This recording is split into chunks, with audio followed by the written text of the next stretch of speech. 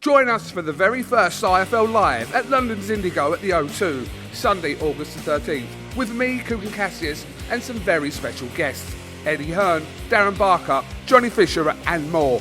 Tickets now on sale. So in the words of Eddie Hearn... You get up, you dress up, and you fucking show up.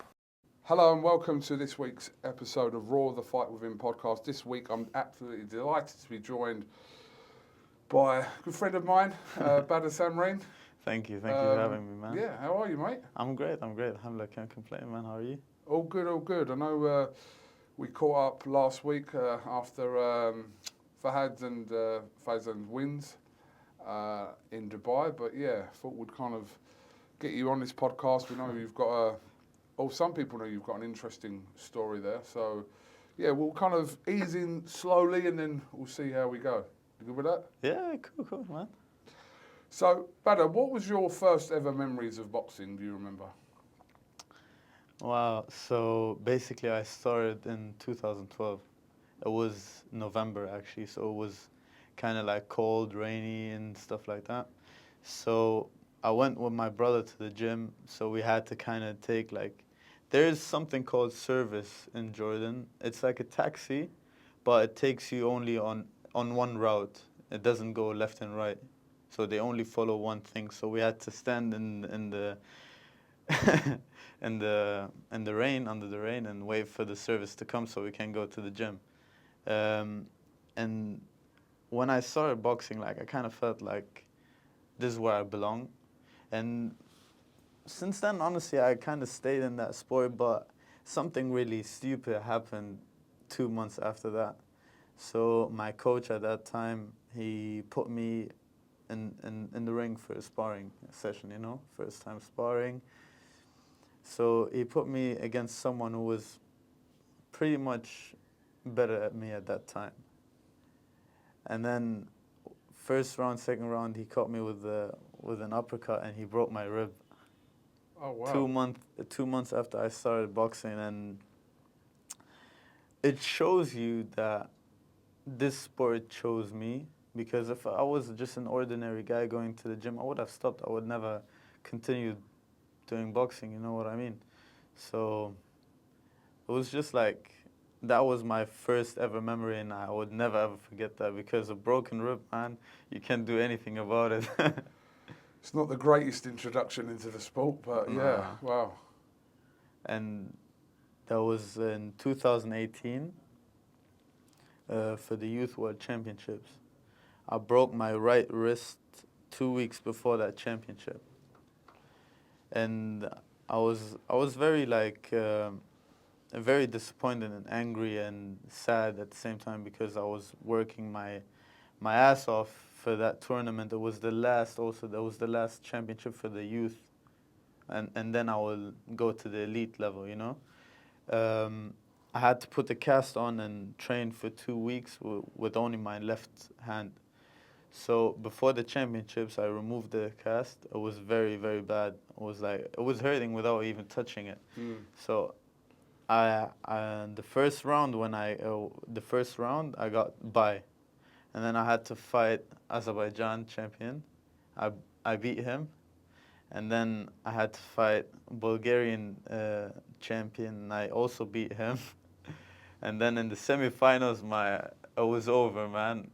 And I achieved the bronze medal, as you say. I don't want to say I won a bronze medal, because you can't win when you lose, But it was a good championships. I managed to get a bronze medal with a broken right wrist. So yeah, it was also a thing that showed me that I'm not just a normal guy. I was made for this, basically. Growing up, was there a specific fighter that kind of even got you into boxing? Everyone's got their kind of, not necessarily an idol, but there was always someone, when you even follow the sport from a fan perspective, that, that may have got you or used to watch a lot when you were younger. The funny thing is, I never really used to like boxing. I always was around. My first sport was football, soccer, and then I did a little bit of Roman wrestling. And I was just sat at home, like I said, my brother was doing boxing and he took me to the sport. And after I started doing boxing and I realized that, all right, I'm doing good actually in it, then I started watching people. I wasn't watching before. Like I knew boxers, but I wasn't really watching it. And it's just I felt like every boxer had something unique, and I wanted to be unique also. That's why I was watching a lot of fighters. Like honestly, my top one is Floyd Mayweather. I cannot lie, man. He's remarkable. I used to watch him. I obviously used to watch Mike Tyson, Nassim Hamed, Roy Jones Jr. was also one of my favorite. So I kind of took a bit from each one of them and I put it into my training to create a new style, a unique style, because I didn't want to copy anyone because it would never ever work. You can't copy someone, Yeah. and then you just have to make your own style. And this is how I made it. I chose from each one of them and put it in my training. Have you ever thought about if you wasn't in the boxing industry, what you could have been doing now? Oh man, honestly, I really don't know. But one thing I know is I was always smart. If not in school, I was smart in basically in how you want to say it in the streets. Like I knew how to talk to people. I know how to uh, finesse. So I could be like a successful businessman, which I would probably be anyway. So yeah, I will probably be doing that. But I don't know if the thing is, boxing actually like saved my life because I was doing other stuff I wasn't supposed to do, and alhamdulillah, man, boxing taught me to be more disciplined in life. So it kind of took me away from the other stuff that I was doing. So can't really say. Not stuff you particularly want to Yeah, but disclose on the camera. I could understand. but I mean, this is how 99% of boxers always are like that. They don't come from a wealthy family and start doing boxing unless like you really love the sport. But boxing was never really a choice for us. If you ask, I mean, you've seen a lot of other boxers. It wasn't a choice.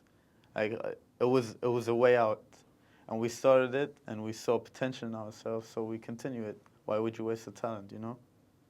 So I don't. If my family was wealthy, I don't think I would ever be a boxer. So I didn't even know. I wouldn't know if I was a good boxer or not because I wouldn't have ever tried it. What was it like for you growing up? Did you get into fights as a kid? Was you getting into altercations? Anything that sticks out? I was a really hard-headed guy. I was always on fire. Everything was making me angry right away. I wasn't that calm type of guy, and I was pretty much, if not every day, every other day, but some days more than once. Yeah, I was doing a lot of fights in the street, school, and other stuff. So the thing is, with boxing also, it taught me to not do that stuff because it teaches you more discipline, like I said, and you would realize if you hit someone in the street, your life will be over, because it's literally if you hit someone with your hand, it's like a normal guy hitting someone with a bat. You could end somebody's life. So that's why, um, yeah, it taught me not to do stupid stuff, be more disciplined and more awake. It gives you awareness of life. Talk to me better about a time in your life where you felt as though you were fighting a losing battle in your life. Not necessarily to do with boxing, but just in your life, when at a point you felt you were fighting like a losing battle. So coming from Jordan, yeah, there's literally almost no way out unless you get very, very lucky. And this is what was with me because from 2012 until 2020, you're talking about 8 years, yeah? I was boxing, boxing, boxing. I was achieving stuff. I was achieving in the sport as an amateur, but the thing over there's no money, there's no reward. And for you to turn professional, okay, you gotta leave Jordan because there's no professional boxing over there. And for some managers or promoters to take you out, they would think, all right, why would I take somebody out, pay his visa, pay his food, transportation, etc., all that, and I have so many boxers in my country. Why would I take someone from Jordan? So it was like a kind of, it was like I said, like you said, it was a losing battle. I was doing boxing, but there was no reward. So what I did after a while, after the World Championships, actually, after I received the bronze medal, because it was the first and only world medal for Jordan, which was historical achievement. So after that, I took social media in my hands. I was sending literally to everyone. I even sent you a couple messages way back, and I sent a lot. Like, I don't want to say names, but I messaged literally 85% of all the promoters and managers that you could name, okay? And some of them already know, and they probably regret that they didn't take me in, okay? And I stumbled into Ahmed Siddiqui, all right, into round 10. And man, it was just like a light came into my life out of nowhere. They were like, send me your passport, pictures, we'll process your visa. And that was actually when COVID was severe. And then they said, once COVID slows down a bit, we'll take you in. I thought it was just like the other managers and promoters, they were telling me, some telling me lies and some were actually telling me truth. Why would I bring you and pay so much money in, and there's no fan base for you over here, let's say in the UK or in America, you know? I thought they were just like anybody else, telling me, just feeding me lies. And the day came, man, and it was true, man. Like he was a man of his word. He was a man of his word. He took me in, man. He took me to Dubai and changed my whole life, man. You see, I've been in Dubai for 2.5 years. Those 2.5 years, they changed my life completely. Those 8 years that I was crafting and grinding in Jordan, okay, came out and it was all worth it, man. That's why I always, after that, what happened to me, I always believed that you have a chance. Just never give up. If it's meant to be for you, you will get it. If it's not meant to be for you, it's fine, because you don't know what's best for you, you know? And like I said, it just changed my life, not just my life. It changed my family's life. It changed the whole community in Jordan, the kids, okay? They were growing up, because when I grew up, there wasn't a professional boxer from Jordan that we could look up to, okay? And then we always used to see those good amateur boxers in Jordan. They box, and after they reach 25, 26, they start working normal jobs to feed their families, all right? So it was like a kind of like a scary thing. Am I going to fall in the same footsteps or not? So the kids or the youngins that are in Jordan right now, they have someone to look up to. Or at least if they don't want to look up to me, which is fine, they look up to the idea. If he could, why can I not? Yeah. So, man, it's just a life-changing thing that happened to me, and I'm truly grateful for that. So today, you said you've been here in Dubai for the last 2.5 years. What are the everyday battles for you now, away from boxing? What are they? What's the everyday, like, whether it's mental, whatever it is, what are the everyday battles for Badr? My everyday battle is, honestly, man, I would lie to you if I have an everyday battle. Because I had everyday battles. Right now, there is no battle. For me right now is if I wake up and I'm healthy and I see the light, that means a blessing came up to me to continue striving and grinding and reaching to the next level. There is no battle, to be honest, other than missing my families, but missing them is not for long. All right, miss me for a couple of years, but I will return for you and make your life, I change your life, you know? So it's a good thing, other than not miss you and be on the same level, you know? You gotta do what you gotta do. Would you call yourself an emotional person? Like, when's the last time you were fighting back any tears? Like, are you that kind of guy? I mean, every guy breaks sometimes, you know? There's a point where you break, but for me, I break in silence, to be honest, which is not good. It's not good at all, but the last time I cried, man, I cried out of happiness. I cried out of happiness when I was in the plane coming to here. I couldn't believe it, man. Obviously, I didn't. They told me don't have high expectation of what people see off Dubai and all that. There's no problem. You just take me, man. Now I do whatever I can to get to the top because that's one. How do you want me to say it? That's one opportunity that I got. Sorry, but let me just go back a bit. A lot of people don't understand in the boxing sport. Yeah, first, it's not about you. Obviously, you got to train and all that, but that it needs one person to take you to the next level where it transitions. It's all about you then. Right now, it's all about me. I just got to win. I just got to train and I got to win.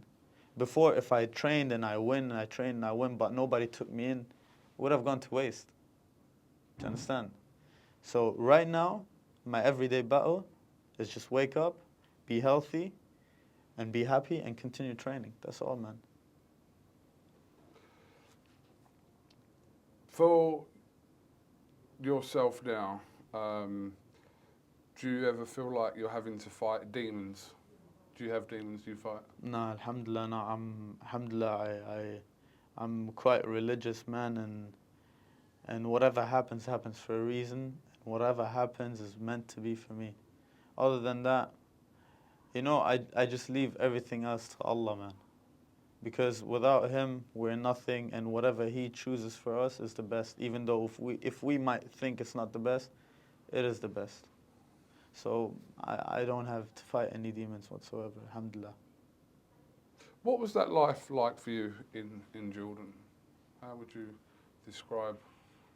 It was a little bit of, it was good and it wasn't really bad, but it's just like, it's different, especially because I have blue eyes, I'm not really brown as most of the Jordanians are, and this is one thing I had to go through all the time because they think when you have blue eyes and you're like blonde, you're like weak, That's why I always had to prove myself. Come here, man, and bang them left and right. But it's okay. It's just tough, man, because over there the currency is very high and there's no money coming in and it's very expensive and old school minded people, man. Let me tell you something. Very old school. If you go there, man, you don't speak English, you're gonna have a tough time. Have you got kids? No. Yeah. I'm 23. It's all right. I know people that had kids when they were 18, 19. So No, man, I can't have kids. I need to be focused right now because I have young siblings. I have a 5-year-old and a 10-year-old sibling. And my older brother is 24. Actually, he's coming to Dubai very soon, inshallah, also turning professional, inshallah. So look, you fight for yourself, for Jordan, now Dubai, your siblings, your family. Who fights for you? Who's in your corner? Who backs you?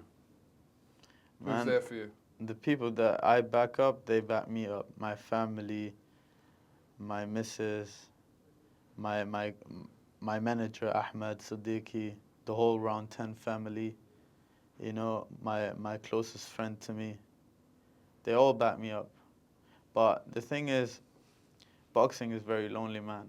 No matter how many people back you up, it doesn't really matter, man, because you're in the ring by yourself. So it's good to have people back you up, but at the end, it really doesn't matter who backs you up and who not. You said boxing's a lonely sport, which I've heard, or can be a lonely sport. When have you experienced that? Have you experienced that? Is it something you've seen? It's something I've lived. Just alone, being in the ring by yourself, nobody can help you no matter what. Either you take the loss or you take the win. But when you take a loss, this is where the people that are in your life that you would actually realize that, okay, they're in my life and they support me. Because when you win, everybody loves you. When you lose, only some people love you. Especially your mother. Your mother always loves you no matter what. But yeah, camp life can be very lonely. Your friends doing stuff you can't do. Your friends eating stuff you cannot eat. Your friends out, you gotta run. You gotta do it. What you gotta do, man. Sacrifice. It's all about sacrifice. Boxing is more mentally than physically, because if you take anybody, anyone from the street, or anyone, put them in the gym for a couple of years, they will be fit regardless. But they're gonna reach a point where their mental part is gonna be like, nah, I can't take this anymore. You know?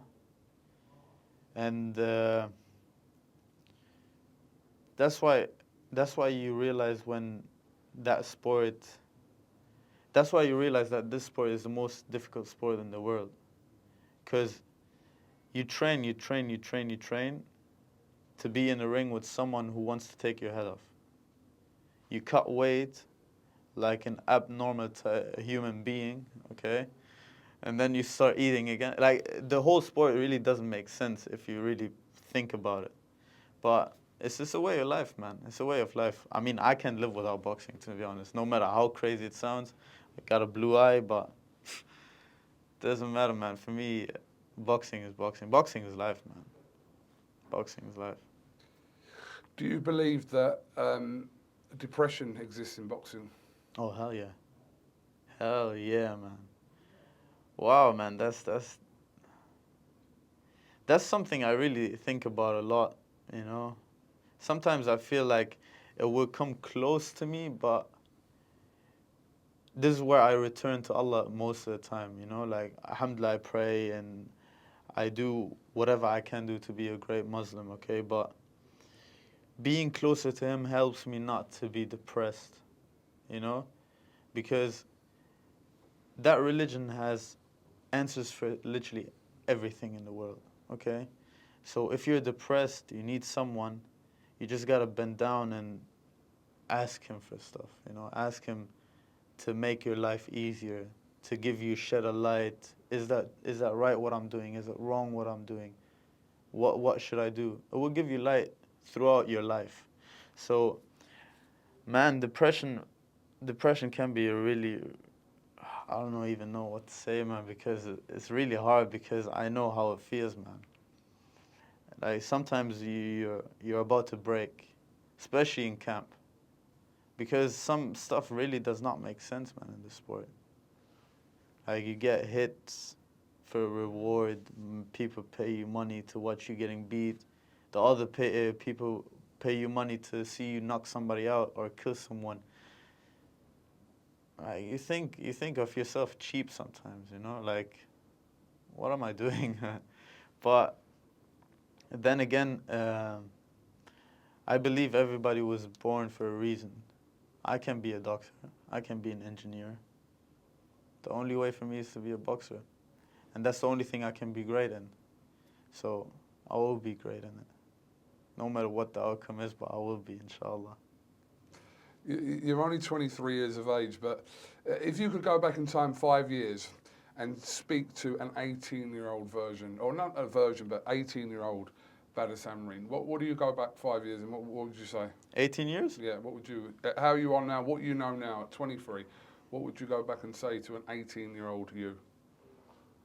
Man, the thing is, 17, yeah, I would say something, but 18, I was already in. Go back to 17 then. 17, I was like in a place where I was gonna stop, and I was training. Like, I was training on and off, on and off. Bad friends, you know. I would tell them that, you know, you just gotta keep going, and that's what I did, to be honest. Like, I'm glad that I changed my circle. I'm glad that I went lonely for a while, because if I didn't went off and without friends, I wouldn't be here right now. So I had to do that step to tell everybody to basically fuck off and leave me alone and let me be, so I can focus, because at the end of the day, the friends that I can't even call them friends, but those people that I used to hang out with, they're already like wealthy type of people, you know? Like, they had their stuff when they finished school or they finished university, they would already have a good paying job. And on the other hand, I wouldn't. Matter of fact, I wouldn't even go to the university because my dad couldn't pay for it. So either way, I would stay friends with them and end up cleaning their toilets. Or I would step away and let them say, "Oh, he used to be our friend, but we lost him." You know? So I stopped being friends with these type of people, and I managed to get a grip on myself and stay focused in the sport, and this is where it got me. Sounds like just at 23, you've kind of learnt a lot in life at a very young a lot age. a lot of people think that I fake my passport or some shit, but nah, man, 23, but alhamdulillah, very wise, and I don't fall for any words anymore. Okay, last one. Just you can answer this how you interpret it. It's kind of an open-ended question. But what drives or what still drives that fight within you? When you get up in the morning, what's the factors that you think, right, today I've got to do this, or I've got to achieve this? Like what drives that fight within you? Well, what drives me is that I'm here. I got an opportunity, a lifetime. I cannot waste it. I got people depending on me. You know, I have people that are talking about life and death about me, and they would literally do anything for me. You know, especially my family. So I can't be in Dubai or anywhere and not do what I'm supposed to do. So I'm doing it for them because I basically live for my family. You know, if they're happy, I'm happy. If they eat good food, I eat good food. If I see them wearing nice clothes, I'm more than happy. You know, I can't be doing nice stuff and they couldn't. And do you understand what I'm saying, though? Of course. So yeah, they drive me. That's my only drive, man. Just to keep going. And also my country, you know, the kids that are, they want to see potential, because the things that I get as messages on Instagram is like, Shveri is very inspiring, you know, because I was that kid messaging people. Matter of fact, I messaged what's it called, Badu Jack, way back, and I've seen him one time in Jordan in 2017. And then guess what? I came to Dubai. I fought in his undercard. I actually fought twice with him on the same show. Imagine. And we met each other. We spoke and all that. And I told him about this. Like it's crazy to live it. You message someone that you don't know, and suddenly you're in the same place. Or when I was in Saudi, man, that was another level. I went to Saudi twice. I fought there twice. You realize that on the Jake Paul and Tommy Fury card, man, on the press conference, I was sat there, and Mike Tyson was sat in front of me, man. Can you believe that? Like the people that, he's a Hall of Famer, man. He's a legend. Watching me, and by the way, he almost made me shit myself, because he was staring at me, and I was looking back and then looking away. And then I looked back at him, he was still staring at me. And one time, when I stared at him and he stared at me again, he was like, whoa, that made my life. That made my day. Not gonna lie. It's crazy, man. Seeing all these fighters, Deontay Wilder, Tyson Fury, I saw all of them, man. It's crazy. And you're only just starting. Bada, listen, appreciate you coming on Raw the Fight with me. Man, thank you for having me, man. No problem, no, thank you. I really appreciate it. Yeah, I'm sure we'll catch up with you ahead of your next fight date, whenever that is. But yeah, appreciate you coming on Raw the Fight Within. Thank you, man. Thank you for having me. No problem.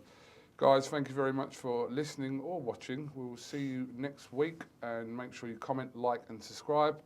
We're out.